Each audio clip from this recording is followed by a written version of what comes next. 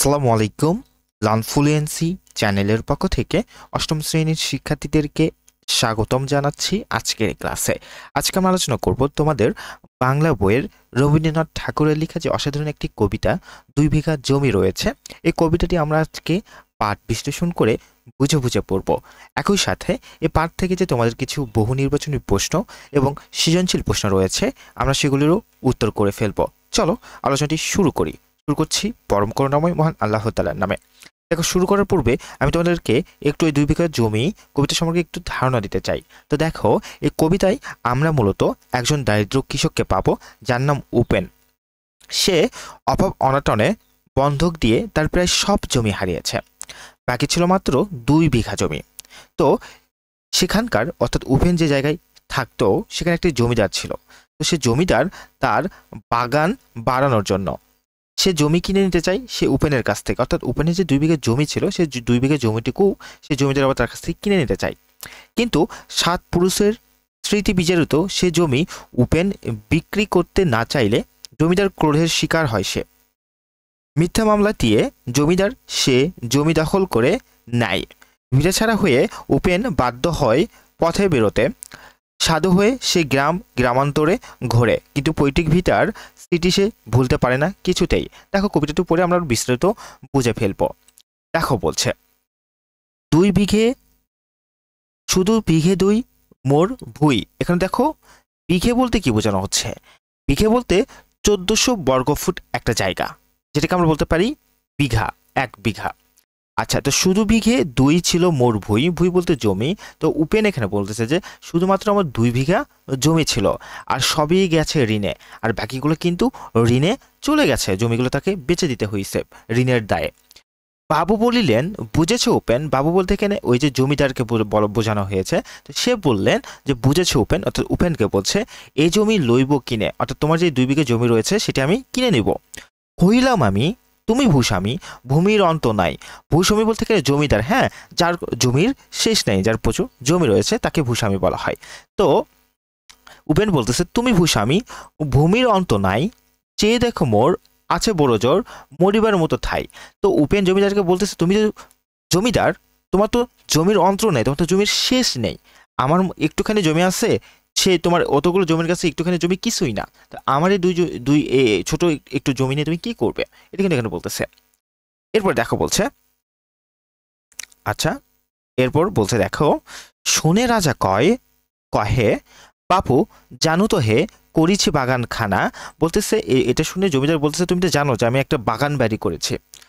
পেলে ২ বিঘে পোস্তেও দিঘে সমান হইবে টানা। বলছে তোমার এই ২ বিঘে যদি আমি নিতে পারি তাহলে এটা পোস্তে দৌড়কে সেই সুন্দর লাগবে দেখতে।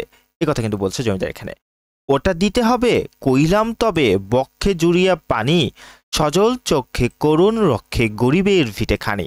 দেখো, উপেন কিন্তু বলতেছে, উপেন এখানে দেখো বুক জুড়ে পানি বলতে কিরকম করে, এই যে দেখো এখানে আমি চিত্রে দেখতে পাচ্ছি না, ২টা হাত জোর করে খুবই আকুতি করে, হ্যাঁ। তো এখানে দেখো ২টা হাত জোর করে খুবই আকুতি করে কিন্তু সে এই জমিদারকে বলতেছে, কি বলতেছে দেখো, সে বলতেছে আচ্ছা আচ্ছা, দেখো বলতেছে যে বক্ষে জুড়ে পানি মানে হাত জোর করে সরল চোখে মানে কাদা কাদা ভাবে আকুতি মিনতি করার যেটাকে বলা হয়, হ্যাঁ, মানে সে আকুতি মিনতি করছে যে করুণ রক্ষে গরিবের ভিটেখানে, মানে এই ভিটেখানে আমাকে রক্ষা করেন, এই ভিটেখানে আপনি নিয়েন না, এভাবে কিন্তু সে তাকে বলছিল।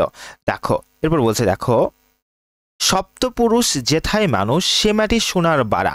সপ্তপুরুষ বলতে এখানে কিন্তু বোঝানো হয়েছে ৭ পুরুষকে, অর্থাৎ তার যে বংশ আছে, তার যে বংশ পরম্পরা আছে সেটাকে কিন্তু এখানে বলা হচ্ছে যে ৭ পুরুষ যেথায় মানুষ সে মাটি সোনার বাড়া, অর্থাৎ বংশের সবাই যেখানে থেকে গেছে সেটা অনেক সোনার মতো জায়গা, সেটা অনেক সোনার মতো জায়গা।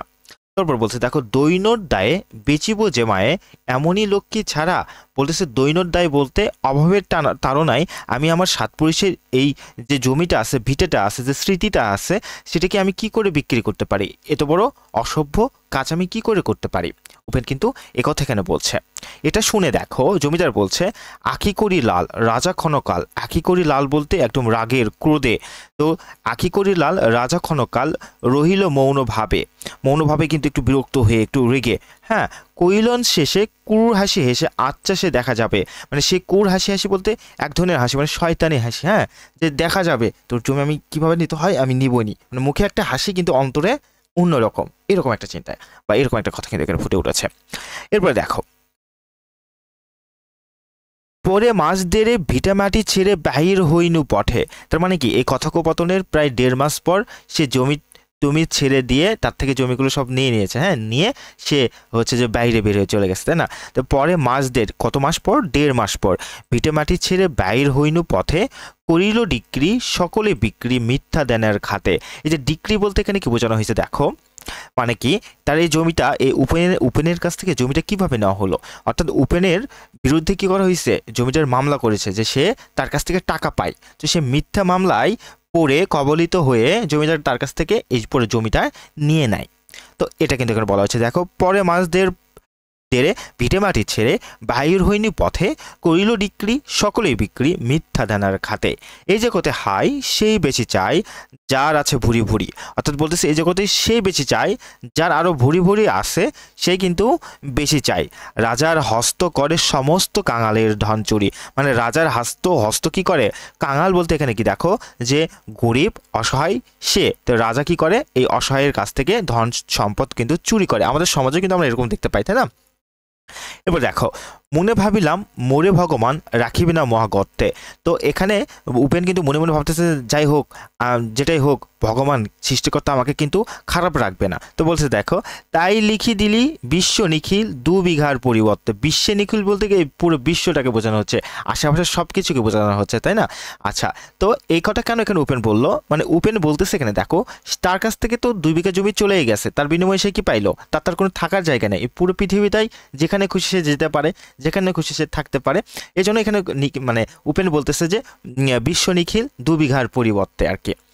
এবার দেখো, সন্ন্যাসী বেশে ফিরি দেশে দেশে ইহা সাধুর শিষ্য হইয়া সাধুর শিষ্য, মানে সন্ন্যাসী হয়ে, তার তো বাড়িঘর নাই, যেখানে খুশি সেখানে যায়, সন্ন্যাসীর মধ্যে তার বসবাস। কত হেরিলাম মনোহর ধাম কত মনোরম দৃশ্য। দেখো এখানে বলছে ধাম বলতে এখানে কিন্তু তীর্থস্থান, মানে যেখানে আর কি ধর্মগ্রন্থের আর কি ধর্মগ্রন্থের কাজ করা হয়, এরকম জায়গা আর কি। তো বলতেছে দেখো, কত হিরিলাম মনোহর ধাম কত মনোরম দৃশ্য, বলতেছে কত কিছু দেখলাম, কত কিছু গেলাম, তাই না? ভূদরে সাগরে বিজনে নগরে যখন যেখানে ভূমি, অর্থাৎ আমি পাহাড়ে পর্বতে যেখানে মানে যেখানেই যখনই যাই না কেন, তবু নিশি দিনে মানে দিনে রাতে ভুলিতে পারি না সেই 2 বিঘা জমি। বলতেছে আমি যখন যেখানেই যাই না কেন, আমার সেই 2 বিঘার জমিটার কথা আমি কিছুতেই ভুলতে পারি না। এরপর বলছে দেখো, হাটে মাঠে বাটে এই মোটো কাটে বছর 15-16। বলতেছে কি দেখো, যে হাটে ঘুরে মাঠে ঘুরে, বাটে মানে রাস্তায়, রাস্তায় এই মতো কাটে বছর 15-16, মানে এরকম করে 15-16 বছর আমার কেটে যায়, তাই না, বাইরে ঘুরে ঘুরে। একদিন শেষে ফিরিবারের দেশে বড়ই বাসনা হইল। বলতেছে 15-16 বছর পরে তার দেশে, অর্থাৎ তার যে গ্রাম, সেই গ্রামে তার ফেরার অনেক ইচ্ছা হইল। আচ্ছা, নম নম নম সুন্দরী মম জননী জননী বঙ্গভূমি, এখানে কিন্তু সে তার বঙ্গবন্ধুকে একরকম সালাম বা প্রণাম করলো। গঙ্গার তীর স্নিগ্ধ সমীর জীবনে জোড়ালে তুমি, অবারিত মাঠ গগন ললাট চুমে তব পদধূলি। এখানে বলতে দেখো, চুমে তব পদধূলি, তার গ্রাম বাংলার কথা কিন্তু এখানে সে এই 2 লাইনে বলতেছে, তার যে গ্রাম ছেড়ে সে চলে এসেছে, সে যে তার ভিটা ছেড়ে চলে এসেছে, সেটা কিন্তু এখানে বলতেছে, তার যে গ্রাম বাংলার চিত্রটা কিন্তু এই কয়েক লাইনে সে ফুটে তুলবে। দেখো তারপর বলতেছে যে ছায়া সুনিবির শান্তির নীর ছোট ছোট গ্রামগুলি। আচ্ছা, ছায়া সুনিবির মানে ছোট ছোট, তার যে গ্রামের দৃশ্যটা, গ্রামের যে পরিবেশ প্রাকৃতিক, সেটা কিন্তু এখানে বলছে। পল্লবঘন অম্রকানন। দেখো পল্লবঘন শব্দটির অর্থ কি, পল্লবঘন শব্দটির অর্থ হচ্ছে ডালপালা। হ্যাঁ, আর নীর, এখানে যে নীর শব্দটির অর্থ হচ্ছে বাসা। এই যে ছোট ছোট নীর আমরা দেখলাম না, ছোট ছোট নীর, নীর শব্দের অর্থ হচ্ছে বাসা। আর অম্রকানন শব্দটির হচ্ছে আমের বাগান। রাখালের খেলা গেহ। স্তব্ধ অতল দিঘি, মানে থেমে থাকা অতল দিঘি। অতল বলতে কি বোঝানো হয় দেখো, মানে গভীর, অতল বলতে যার তল নেই আর কি, এরকম নদী আর কি। তো দেখো, অতল দিঘি কালো জল, নিশীথ শীতল স্নেহ। নিশীথ শীতল স্নেহ বলতে হৃদয় জোড়ানো গভীর মমতার কথা কিন্তু এখানে বলতেছে কবি। আচ্ছা, তো উপেন কিন্তু তার গ্রাম বাংলাকে, তার যে গ্রাম, সে কিন্তু সেই গ্রামের চিত্রটাকে এখানে ফুটে তুলছে। প্রাকৃতিক সৌন্দর্যের কথা বলছে। বুক ভরা মধু বঙ্গের বধূ জল লয়ে যায় ঘরে, মানে বুক ভরা মধু, বুক ভরা মধু বলতে কিন্তু এখানে স্নেহ বোঝানো হয়েছে, যে বুক ভরা স্নেহ বঙ্গের বধূ জল লয়ে যায় ঘরে, মানে গ্রাম বাংলায় দেখা যায় যে প্রত্যেকটা বাসাবাড়ির যে মেয়ে লোকেরা আছে তারা কি করে, ওই নদী থেকে কলসি করে পানি নিয়ে যায়। তো সে চিত্রটা কিন্তু এখানে ফুটে তুলেছে কবি। সে উপেন বলছে দেখো যে বুক ভরা মধু বঙ্গের বধূ জলে লয়ে যায় ঘরে, মা বলিতে প্রাণ করে আনচান। মা বলতে বলতে এখানে ওই যে তার গ্রাম বাংলাকে কিন্তু তিনি মা বলতে চাচ্ছেন। প্রাণ আনচান মানে খুব ছটফট করে, চোখে আসে জল, মানে গ্রাম বাংলার কথা মনে করে তার চোখে জল আসে, অর্থাৎ তার এই সে জমির কথা মনে করে তার চোখের জল আসে। 2 দিন পরে দ্বিতীয় প্রহরে প্রবেশিনু নিজ গ্রামে। তারপর দেখো এই চিন্তাগুলো করার ঠিক 2 দিন পর দ্বিতীয় প্রহরে মানে দুপুর বেলায় প্রবেশিনু মানে প্রবেশ করা নিজ গ্রামে, তার মানে কি তার 2 দিন পর ঠিক দুপুরের দিকে সে তার গ্রামে প্রবেশ করে। এরপর দেখো কোমরের বাড়ি দক্ষিণের ছাড়ি রথতলা করি বামে, মানে কোমরের বাড়ি থেকে দক্ষিণের ছাড়ি মানে দক্ষিণ দিকে, আচ্ছা, রথতলা করি বামে, রাখি হাট খোলা নন্দীর গোলা মন্দির করি পাছে, তিসাতুর শেষে পইছুনু এসে আমার বাড়ির কাছে, মানে সে তার গ্রামে কি কি পার হয়ে তার নিজ বাসায় এসেছে সেটা কিন্তু সে এখানে বর্ণনা করেছে। দেখো তিসাতুর শেষে পইছুনু এসে এই কথাটা তার কি বোঝানো হয়েছে, মানে তিসা মানে একজন মানে তৃষ্ণাক্ত ব্যক্তি পানি খাওয়ার জন্য যেমন ছটফট করে না, ঠিক সেরকম এখানে বলতেছে যে তার বাসায় আসার যে একটা তৃষ্ণা, যে সেই তৃষ্ণার্ত মানুষ শেষ মুহূর্ত যে বাসায় ফিরেছে সে কথা কেন বলছে, যে তৃষ্ণাতুর শেষে পৈশিনু এসে আমার বাড়ির কাছে, ধিক ধিক ওরে শতধিক তরে নীলা স্কুলটা ভূমি, মানে সে তার নিজের ভূমিতে এসেছে, এটা কিন্তু এখানে বলছে। ধিক ধিক করে বলতে লজ্জাই করে, শতাধিক তরে নীলা স্কুলটা ভূমি, যখনই যাহার তখনই তাহার একই জননী তুমি। তো দেখো বলতেছে তিনি যখন তার বাসার কাছে এসে যখন দেখে যে 2 বিঘা জমিটা সে অনেক আগে হারাইছে, তো এখানে কিন্তু এই উপেন মানে কি করে আক্ষেপের বসে কিন্তু সে তার ওই 2 বিঘা জমিকে বলতেছে যে যখনই তুমি যার হয়ে যাও তখনই তুমি কিন্তু তার হয়ে যাও, এ কথা বলতেছে। আচ্ছা, এরপর দেখো মানে একটু অপমানের সুরে বলতেছে, সে কি মনে হবে একদিন যাবে ছিল দরিদ্র মাতা, বলতেছে তুমি একদিন ওই জমিকে বলতেছে তুমি একদিন দরিদ্র ছিলে, এই দরিদ্র মানুষের কাছে কৃষকের কাছে ছিলে, তুমি একদিন দরিদ্র ছিলে। অচল ভারিয়া রাখিতে ধরিয়া ফল ফুল শাক পাতা, আজ মানে আমি যখন তুমি আমার কাছে ছিলে দরিদ্র ঘরে ছিলে তখন তুমি কি করতা, ফল দিতা, ফুল দিতা, শাকসবজি পাতা দিতা, এ কথা বলছে। আজ কোন রীতে কারে ভুলাইতে ধরেছ বিলাস বেশ, মানে একসময় তুমি দরিদ্র বেশে ছিলে এখন তুমি বিলাস বেশ, অর্থাৎ তুমি বড়লোক হয়ে গেছো। দেখো মানে কি বড়লোক হইলে তো তার চিত্রটা পাল্টে যাবে, তাই না? আচ্ছা, তো বলতেছে দেখো 5 রঙা পাতা অঞ্চলে গাথা পুষ্পে খসিত কেচ, মানে কি তোমার মানে তোমার চেহারাটা এখন কি হয়ে গেছে, পাল্টে গেছে। যখন আমি তোমার কাছে ছিলাম তুমি আমার ছিলে তখন কিন্তু আমি শাকসবজি পাতা লতা তোমার বুকে চাষ করে আমি আহার যোগাইতাম, আর এখন তুমি বড় লোকের হয়ে গেছো, জমিদারের হয়ে গেছো, যার কারণে মানে তোমার চেহারাটা পাল্টে গেছে। তার চেহারাটা মানে কি হয়ে গেছে দেখো, যে 5 রঙা পাতা অঞ্চলে গাথা পুষ্পে খসিতে গেছে, মানে সেই 2 বিঘা জমির উপরে জমিদার বাগান করেছে, তাই না? মানে কি ফুলের গাছ, ফলের গাছ, বিভিন্ন রং বেরঙের চিত্রটা কিন্তু এখানে প্রকাশ পেয়েছে। এরপর বলছে দেখো আমি তোর লাগি ফিরেছি বিভাগী গৃহহারা সুখহীন, বলছে আমি তোর জন্য এই তো মানে আবার এখানে চলে এসেছি আর তুই স্বার্থপরের মতো কীরকম অন্যর হয়ে গেছিস, তাই না? এখানে কিন্তু আক্ষেপের সুরে কিন্তু কথাগুলা উপেন জমিকে বলতেছে, তাই না, জননীকে বলতেছে। আচ্ছা, এরপর বলতেছে তুই হেতা বসি ওরে রাক্ষসী হাসিয়ে কাটাস দিন, বলতেছে তুই এখানে বসে হাসিয়ে হেসে দিন কাটাস আর আমি হচ্ছে সন্ন্যাসী হয়ে দিক দিগান্তরে ছুটে ফিরি। আচ্ছা, ধনির আদরে গরব না ধরে এতই হয়েছে ভিন্ন, কোনখানে লেশ নাহি অবশেষ সেদিনের কোনো চিহ্ন, বলতেছে যে এতই কি হয়েছে দেখো, যে সে যে তার চিহ্ন, তার কোনো অস্তিত্ব বা কোনো স্মৃতিই কিন্তু সেখানে দেখা যাচ্ছে না, এটা ভেবেও কিন্তু সে আক্ষেপ প্রকাশ করছে এখানে। কল্যাণময়ী ছিলে তুমি ওই ক্ষুধাহারা সুদারাশি, বলতেছে তুমি যে কল্যাণময়ী ছিলে, তুমি তো আমাকে আমার আহার জোগাতে, তাই না? এই জন্য বলতেছে কল্যাণময়ী ছিলে তুমি ক্ষুধাহারা সুদারাশি। এরপর বলছে দেখো যত হাসো আজ যত করো সাজ ছিলে দেবী হলে দাসী। বলতেছে তুমি একসময় দেবী ছিলে, অর্থাৎ তুমি যখন আমার কাছে ছিলে তখন তুমি দেবী ছিলে, এখন তুমি হয়ে গেছো দাসী, বলতে তুমি এখন অন্যর হয়ে গেছো। তুমি এখন আমার মতো করে যে যত্ন পাইতা, আমার কাছ থেকে যে ভালোবাসা পাইতা, সেটা কিন্তু আর পাচ্ছ না। কিন্তু এই কথাগুলো কিন্তু সে তার ওই 2 বিঘা জমি, তার যে জন্মভূমি, সেটিকে কিন্তু সে উল্লেখ করে বলছে। এরপর বলছে দেখো, বিদুন্ন হিয়া ফিরিয়া ফিরিয়া চারিদিকে চেয়ে দেখি। বলতেছে যে উপেন সব দিকে চেয়ে চেয়ে কি দেখতেছে, দেখো ওই 2 বিঘা জমির আশেপাশে সবকিছু কি চেয়ে চেয়ে দেখতেছে। প্রাচীরের কাছে এখনো যে আছে সেই আম গাছ, এ কি মানে বলতেছে কি দেখো, সে কিন্তু একটু আগে বললো যে তার কোনো পদচিহ্ন এখানে নাই, কিন্তু সে একটু পর আবার খেয়াল করে দেখলো যে তার যে একটা আম গাছ ছিল সেটি কিন্তু প্রাচীরের কাছে, মানে পাচির কাছে রয়ে গেছে, তাই না? বসি তার তলে নয়নের জল শান্ত হইল ব্যথা। তো উপেন পরে কি করলো, সে আমতলায় যে আবার বসলো, বসে তার একটা শান্ত হইল ব্যথা, মানে কি সে একটু শান্তি পাইলো, যে নিজের কাছে নিজে এসে একটু বসছে, একটু শান্তি, একটু প্রশান্তি পাইলো। একে একে মনে উদিল স্মরণে বালক কালের কথা, সেখানে বসে তার ছোটবেলার কথা, শৈশবের কথা, কিশোরের কথা তার মনে পড়ে গেল, তাই না?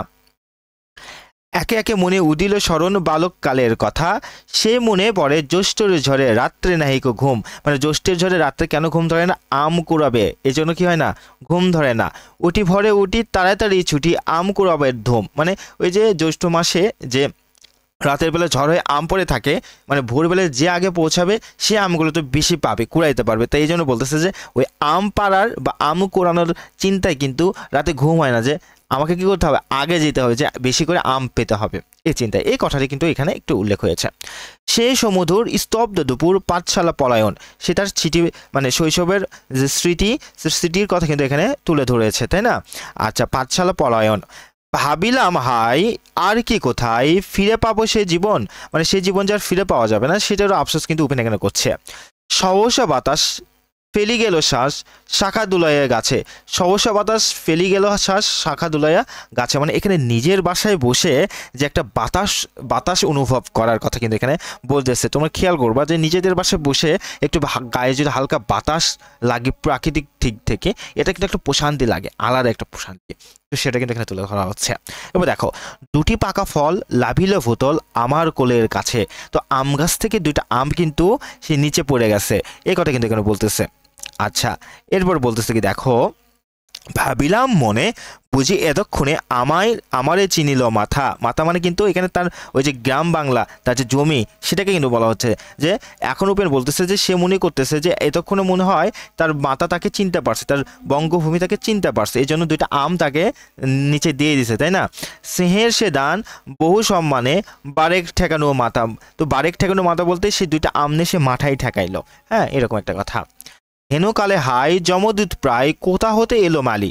মানে যমদূত মানে মৃত্যুর দূত, হ্যাঁ। তো সে আম হাতে নিতে নিতেই কোথা থেকে যেন একটা কি এলো, যমদূতের মতো একটা মালি এলো। মালি বলতে যে বাগানকে দেখাশোনা করে, সে বাগানের মালি কিন্তু তখন এসে গেছে। এরপর বলছে দেখো, ঝুটি বাঁধা উড়ে সপ্তম সুরে পড়িতে লাগিল গালি। মানে সে এসে যা তা ভাবে কি করলো, গালি গালাজ করতে লাগলো। কহিলাম তবে আমি তো নীরবে দিয়েছি আমার সব। মানে সে উপেন তখন চুপচাপ করে বলতেছে যে আমি যে তোমাদের সবই দিয়ে দিছি, এখানে একটু বসে আছি তাতেও কি অসুবিধা, মানে সে কিন্তু মনে মনে এটা বলতেছে। 2টি ফল তার করি অধিকার এ তো তারই কলরব। বলতেছে 2টা ফলও তো আমার অধিকার আছে, আমারই গাছ, আমারই সব, অন্যায়ভাবে নিয়ে নেওয়া হইলো, তো 2টা ফল তো আমি নিতেই পারি, এটা তো আমার অধিকার আছে। সে কিন্তু এরকম একটা কথা চিন্তা করতেছে। এ তো তারই কলরব, মানে এ তো তারই কলরব। চিনিল না মোরে নিয়ে গেল ধরে কাঁধে তুলি লাঠি গাছ। বলতেছে যে মানে মানুষ যেমন কাঁধে করে লাঠি নিয়ে যায়, সে লাঠি নিয়ে যাওয়ার মতো করে উপেনকে কিন্তু কাঁধে তুলে নিয়ে চলে গেল, সে কথাটা কিন্তু এখানে বলেছে।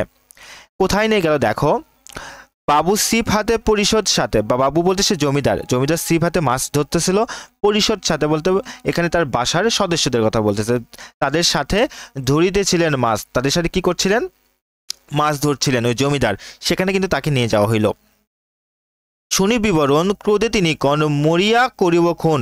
এগুলো সবকিছু শুনে এই জমিদার বলতেছে তোকে আমি কি করব, খুন করে ফেলবো। বাবু যত বলে পরিষদ দলে বলে তার 4 শতগুণ। মানে এই যে উপেনকে বাবু মানে জমিদার যত না বলে তার থেকে বেশি তার সাথে যে সদস্যরা আছে, লোকেরা আছে, তারাই তাকে বেশি বলে। কেন বেশি বলে, এই যে জমিদারের তোষামত করতেছে, তো জমিদারের তোষামত করার জন্য, হ্যাঁ। আমি কইলাম শুধু দুটি আম ভিক মাগি মহাশয়। তো উপেন কিন্তু তখন ওই জমিদারের কাছে বলতেছে যে দুটো আম আমি আপনার কাছ থেকে ভিক্ষা চাই, আমাকে ভিক্ষা দেন। বাবু কহে হেসে বেটা সাধু বেশে পাকা চোর বিষয়।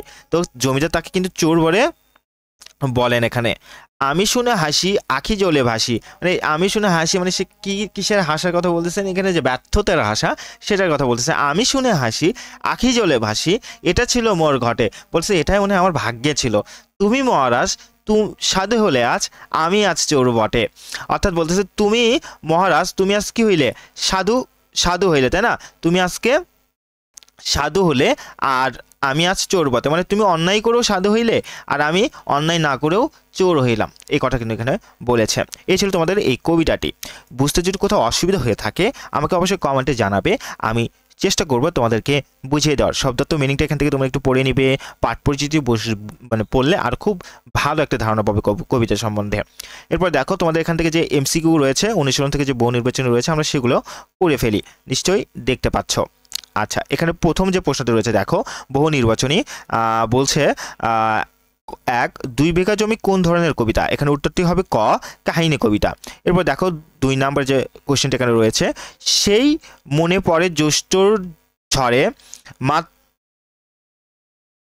ঝড়ে রাত্রে নেহিক ঘুম, পঙ্গুকটি দিয়ে যে ভাব প্রকাশ পেয়েছে তা হলো, এখানে 1 নম্বর উত্তরটি হবে স্মৃতিকাতরতা। এরপর 3 নম্বর যে প্রশ্নটি তোমাদের এখানে রয়েছে দেখো, আচ্ছা, বাবু সাহেবের সম্পত্তি আকাঙ্ক্ষা ফুটে উঠেছে যে চরণে, তা হচ্ছে, এখানে উত্তরটি হবে ক 1 এবং 2, অর্থাৎ এই যে দুটোই হবে। বাবু কইলেন বুঝেছে উপেন এ জমি লইব কিনে, এটি। এবং 2 নম্বর এখান থেকে পেলে 2 বিঘে পোস্ত দিঘে সমান হইবে টানা, এটি। অর্থাৎ এখান থেকে 3-এর ক নম্বর উত্তরটি তোমাদের হবে। এরপর দেখো এখানে একটা উদ্দীপক রয়েছে, উদ্দীপকটি পড়ে তোমাকে 4 এবং 5 নম্বর সৃজনশীল প্রশ্নের উত্তর করতে হবে। আচ্ছা, তোমরা নিশ্চয়ই দেখতে পাচ্ছ, আমি একটু এটা ঠিক করে নিই, তো দাঁড়াও আমাদের সুবিধার্থে, এখন নিশ্চয়ই তোমরা দেখতে পারবে। তো দেখো 4 নম্বর এখানে যে উদ্দীপকটি রয়েছে, রাজীব সাহেব 1 যুগ আগে আমেরিকায় গিয়ে প্রচুর বিত্ত বৈভবের মালিক হয়েছেন, কিন্তু তারপরও তার মনে সুখ নেই। সেখানকার পরিবেশ প্রকৃতি মানুষজন কোনো কিছুই তাকে আকৃষ্ট করে না। সারাক্ষণ মনটা পড়ে থাকে আঁকাবাঁকা মেঠো পথের ধারের কুঁড়ো ঘরে, যেখানে কেটেছে তার শৈশব কৈশোরের সোনালী সময়। 4 নম্বর যেখানে প্রশ্ন তোমাদের রয়েছে দেখো, বলছে যে আচ্ছা আচ্ছা দেখো, উদ্দীপকে রাজীব সাহেবের মানসিকতায় 2 বিঘা জমি কবিতার কোন অনুভূতির প্রকাশ পেয়েছে? উত্তরটি হবে এখানে ক নাম্বার স্বদেশ প্রীতি। এরপর 5 নম্বর যে প্রশ্নটি এখানে রয়েছে তোমাদের দেখো, যে উক্ত অনুভূতি নিজের কোন চরণে ফুটে উঠেছে? এখানে উত্তরটি হবে ঘ তবু নিশিদিনে ভুলিতে পারিনে সেই 2 বিঘা জমি, এটি কিন্তু এখানে তোমাদের হবে। এরপরে দেখো তোমাদের যে সৃজনশীল প্রশ্নটি রয়েছে, আমরা ইতিমধ্যে সৃজনশীল প্রশ্নটার উত্তরও করে ফেলেছি, আমি তোমাদেরকে দেখিয়ে দিব। আচ্ছা, তার পূর্বে দেখো আমরা সৃজনশীলের যে উদ্দীপকটি রয়েছে উদ্দীপকটি একটু পড়ে নিই। তো এখানে বলছে দেখো, গাজীপুর চৌরাস্তার কাছে মতিন মিয়ার ছোট্ট এক চায়ের দোকান, আর দোকানের পাশেই ক হাউজিং সোসাইটির বিশালাকার অ্যাপার্টমেন্ট গড়ে উঠেছে। একদিন সকালে মতিন দেখে তার দোকান অ্যাপার্টমেন্টের সীমানা প্রাচীরের মধ্যে আটকা গেছে। সে বুঝে গেল তার কিছুই করার নেই। উপায়ান্তর না দেখে সে রাস্তায় রাস্তায় ফ্লাক্সে করে চা বিক্রি করে সংসার চালায়, আর উদাস দৃষ্টিতে গগনচুম্বী অট্টালিকাগুলোর দিকে তাকিয়ে দীর্ঘশ্বাস ছাড়ে। আচ্ছা, এখানে প্রথম যে প্রশ্নটি রয়েছে, রবীন্দ্রনাথ ঠাকুর কত খ্রিস্টাব্দে নোবেল পুরস্কার পান? তো এখানে উত্তরটা আমরা দেখি, দেখো রবীন্দ্রনাথ ঠাকুর 1913 খ্রিস্টাব্দে নোবেল পুরস্কার পান।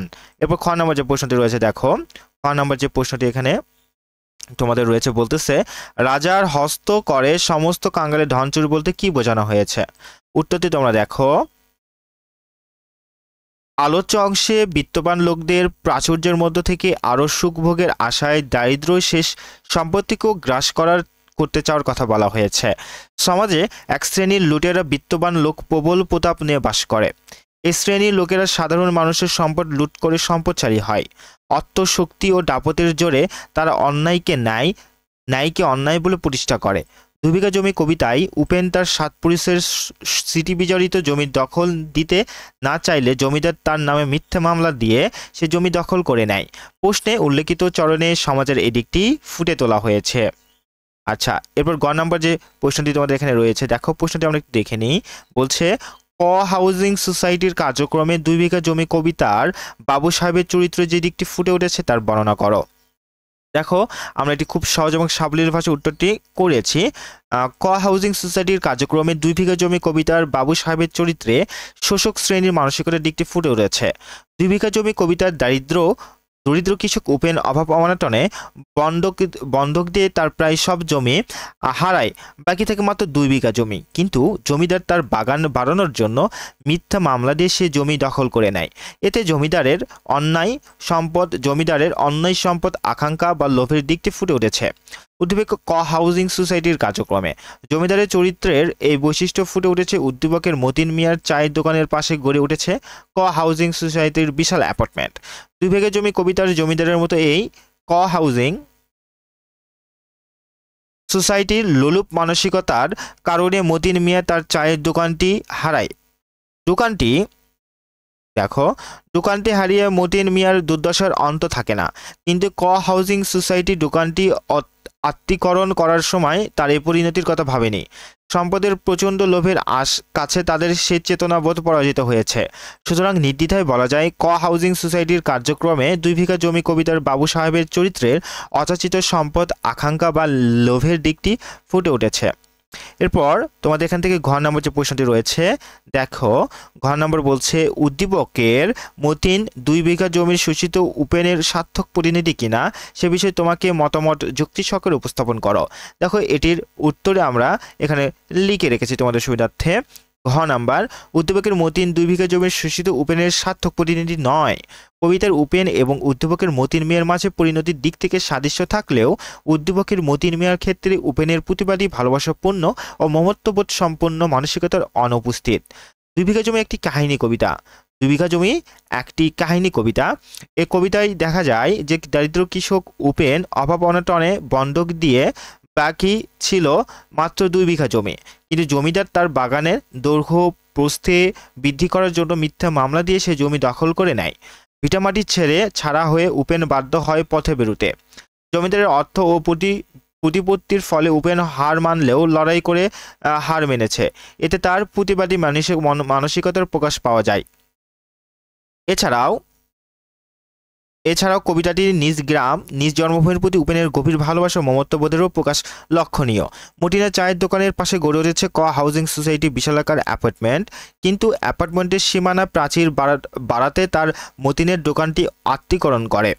উপায়ন্তর না দেখে সে নিয়তিকে মেনে নেয় এবং রাস্তায় ঘুরে ঘুরে ফ্লাক্সে করে চা বিক্রি করে।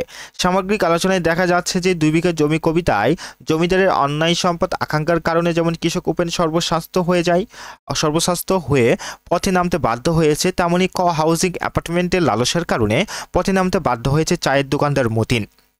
এদিক দিয়ে তারা অভিন্ন হলেও অধিকার সচেতন এবং মমত্ববোধ সম্পন্ন মানসিকতার দিকে বিচারে উদ্দীপকের মতিন 2 বিঘা জমির শোষিত উপার্জনের সার্থক প্রতিনিধি নয়। এছাড়া তোমাদের জন্য আজকের এই আলোচনা। আমরা তোমাদের জন্য গুরুত্বপূর্ণ আরও বেশ কিছু সৃজনশীল প্রশ্ন এবং বহু নির্বাচনী প্রশ্ন লার্নফ্লুয়েন্সি চ্যানেলে দিয়ে দিব। তোমরা চাইলে সেই লার্নফ্লুয়েন্সি ফেসবুক গ্রুপে, আমাদের যে লার্নফ্লুয়েন্সি ফেসবুক গ্রুপ রয়েছে সেখানে যুক্ত হয়ে যেতে পারো। ভিডিওটি ভালো লেগে থাকলে লাইক দিও এবং অবশ্যই লার্নফ্লুয়েন্সি চ্যানেলটিকে সাবস্ক্রাইব করো। ভালো থেকো, সুস্থ থেকো। আসসালামু আলাইকুম।